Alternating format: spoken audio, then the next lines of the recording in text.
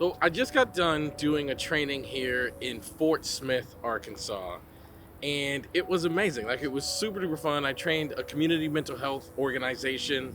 There were about 100 people there. Like it was pretty epic. But one of the things that stands out to me that was it led to such a cool experience in the room and like a conversation going on between me and the audience is people who had been previously trained to do something else. Like there's a group of people that were trained to do trauma focused CBT, and they're thinking like, so how do I fit what I'm learning today in with my previous training? Like that was a huge part of what we were learning. And I have to share, like I have bad news for people and good news for people.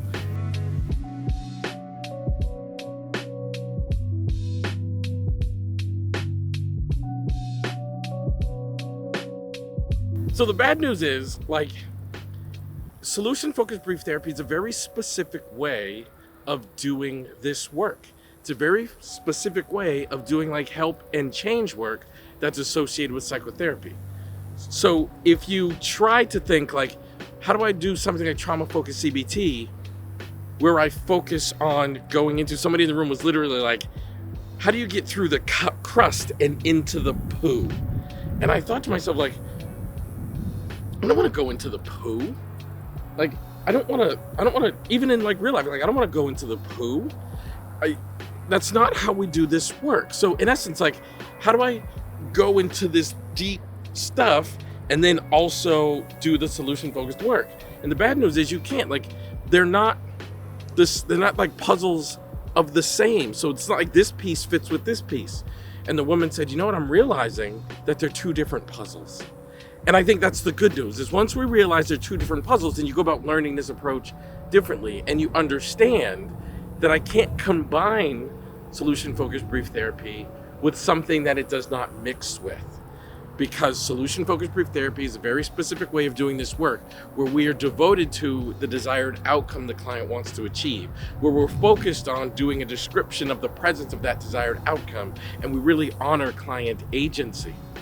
If I'm going to do something else, which is fine, I just have to acknowledge that it's something else. The moment I combine solution-focused brief therapy with something incongruent to it, it ceases to be solution-focused brief therapy. So I want you to understand that they're two separate puzzles.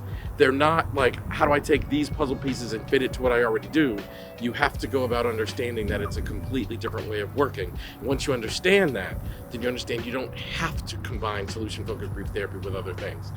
I think sometimes we start thinking, because this is a simple way of working and we have learned other things, that like we have to combine solution-focused brief therapy with other things. But the simple truth is, this is a standalone approach capable of accomplishing clinical outcomes with clients without being combined with other approaches, and doing so in fewer sessions. And once you begin to believe in this approach, that becomes a thing that allows you to practice this approach effectively. Very often people come to me and they say like, what do you do when? Or how do you work with?